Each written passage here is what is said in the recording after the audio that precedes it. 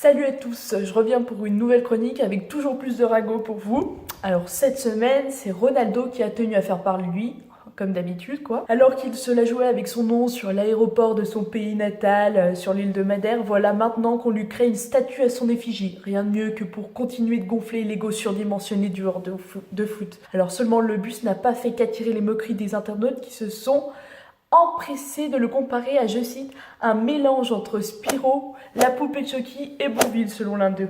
Mince, maintenant il va être complexé.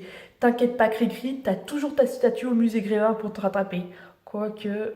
Dans la famille foot, je fais parler de moi, on appelle aussi Ben Arfa. Dimanche dernier, le joueur du PSG a publié une vidéo très émouvante sur les réseaux sociaux pour nous montrer à quel point c'est dur d'être remplaçant. Aujourd'hui, je n'accepte pas ma situation. Et c'est normal.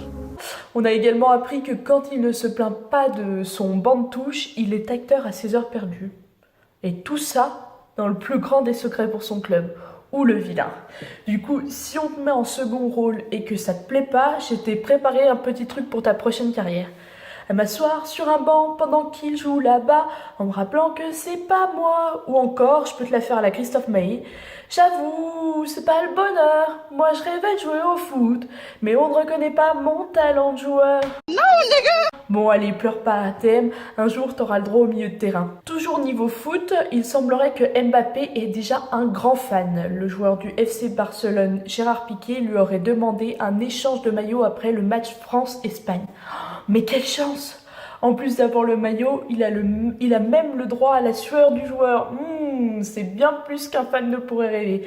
Heureusement pour Mbappé, ce n'est pas le t-shirt de Ribéry après ses ébats avec Benzé et Zaya. Le petit Kylian pourra s'inspirer de cette légende du foot qu'est le docteur Piqué. On finit par du rugby. Le rugbyman Johan Maestri a insulté l'arbitre Wayne Barnes suite au match France-Pays de Galles. Enfin, insulter c'est un gros mot car il a déclaré: on aurait dit qu'on était arbitré comme une petite équipe. Les arbitres anglo-saxons nous prennent pour des gros tricheurs. Oh, mais quel colérique! En gros, il se plaint juste d'une injustice d'arbitrage, pardon.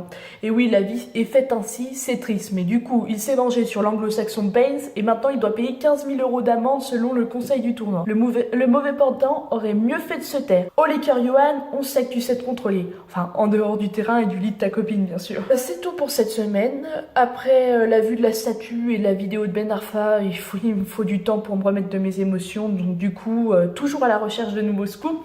Et à la semaine prochaine. Bye!